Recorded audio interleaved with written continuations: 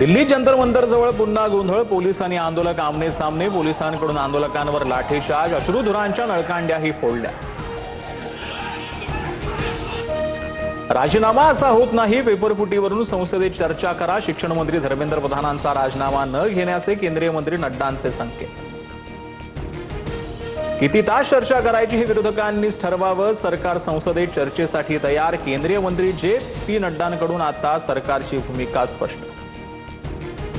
राहुल गांधी विद्यार्थ्यांच्या 3 मागण्यांवर ठाम। धर्मेंद्र प्रधानांचा राजीनामा, लाठीचार्ज करणाऱ्यांवर कारवाई आणि मोदींनी माफी मागावी। विद्यार्थ्यांच्या मागण्या, विरोधक पूर्णपणे पाठीशी असल्याची राहुल गांधींची ग्वाही।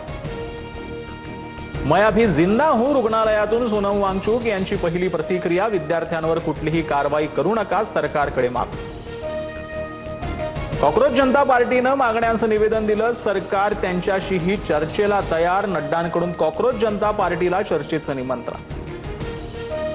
पोलिसांनी ओढत नेलं हे खरं, मात्र सरकार बदला असं पोलीस म्हणाले। पत्रकार परिषदेत राहुल गांधींचं भाष्य, तर हातावर काळी फीत बांधून विद्यार्थ्यांवरील लाठीचार्जचा निषेध। विद्यार्थ्यांच्या खांद्यावर बंदूक ठेवून राजकीय पक्षांचा कारभार अयोग्य। मुख्यमंत्री फडणवीसांचा विरोधकांवर निशाणा। विद्यार्थ्यांच्या आशा आकांक्षा पूर्ण करणं सरकारचं कर्तव्य असल्याची फडणवीसांची प्रतिक्रिया। राहुल गांधींनी ज्या ठिकाणी आंदोलन केलं ते चुकीचं। मोदींच्या निवासस्थानाबाहेर त्यांना काही घातपात करायचा होता का? उपमुख्यमंत्री शिंदेंचा सवाल। देशात गेल्या 10 वर्षात 152 वेळा पेपर फुटले, मात्र कोणालाही शिक्षा नाही। राहुल गांधींचा सरकारवर हल्लाबोल, तर राहुल गांधींची नौटंकी सुरू। चंद्रशेखर बावनकुळेंचं प्रत्युत्तर। विद्यार्थ्यांच्या भवितव्यासाठी ठाकरे बंधू मैदानात। मुंबई 26 जुलैला ठाकरे बंधूंचा संयुक्त मोर्चा निघणार। उद्या सकाळी 11 वाजता राज ठाकरेंची पत्रकार परिषद।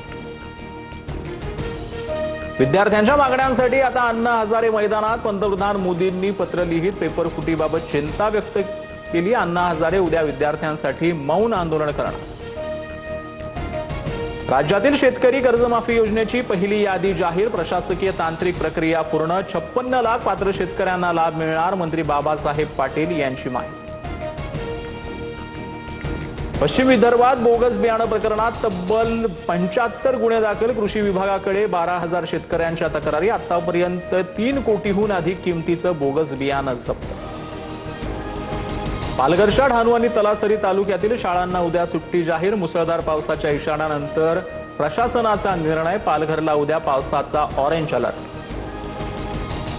रायगडच्या महाड शहरात मुसळधार पाऊस। शहरातील अनेक सखल भागात पाणी साचलं। जनजीवन विस्कळीत। प्रशासनाकडून नागरिकांना सतर्कतेचं आवाहन। उत्तराखंडमधील पित्तोरगडमध्ये मुसळधार पावसानंतर भूस्खलन। मुख्य मार्गावर ढिगारा कोसळल्यानं रस्ता पूर्णपणे बंद। प्रशासनाकडून ढिगारा हटवण्याचं काम सुरू।